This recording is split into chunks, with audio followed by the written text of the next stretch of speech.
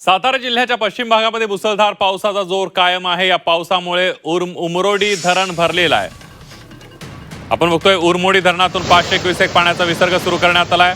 घाट माथ्यावर पावसाचा जोर कायम असल्याने नदीकाठच्या गावांना सतर्कतेचा इशारा देण्यात आलेला आहे। याचा आढावा घेतलाय आमचे प्रतिनिधी तुषार तपासे यांनी। सातारा जिल्ह्याच्या पश्चिम भागात पावसाचा जोर कायम आहे। त्याचबरोबर धरण क्षेत्र जी आहेत किंवा पाणलोट क्षेत्र धरणांची आहेत त्या ठिकाणी पावसाचा जोर कायम आहे। त्यामुळं धरणांमधून विसर्ग सुरू करण्यात आलेला आहे। मी सध्या उरमोडी धरणावर आहे आणि या ठिकाणी 500 क्युसेक पाण्याचा विसर्ग हा उरमोडी नदीत सुरू करण्यात आल्याचं आपल्याला पाहायला मिळतंय।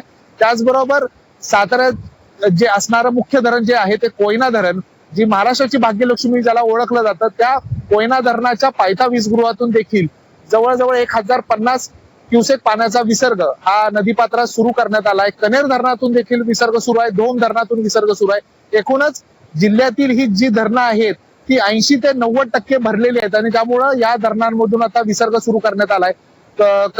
कोयना मुख्यत्वे जर पाहिलं तर कोयना धरण हे 83 टीएमसी आता त्याचा पाणीसाठा झालेला आहे। त्याचबरोबर उरमोडीमध्ये जवळजवळ 8.7 टीएमसी एवढा पाणी साठा आता या ठिकाणी झालेला आहे। त्यामुळे धरण व्यवस्थापनानं पाणी पातळी नियंत्रित करण्यासाठी हा विसर्ग सुरू केल्याचं आपल्याला पाहायला मिळतंय। पण या नंतर जे नदीकाठची गावं आहेत त्या नदीकाठच्या गावांना देखील सतर्कतेचा इशारा देण्यात आलेला आहे। पावसाचा जोर सातारा जिल्ह्यातील पश्चिम भागात जरी जाणवत असला तरी जो पूर्वेकडचा भाग आहे, मान असेल, खटाव असेल, या तालुक्यांमध्ये मात्र अजून देखील पावसानं दडी मारली आहे। त्याच्यामुळे त्या ठिकाणचा शेतकरी राजा चिंतेत आहे।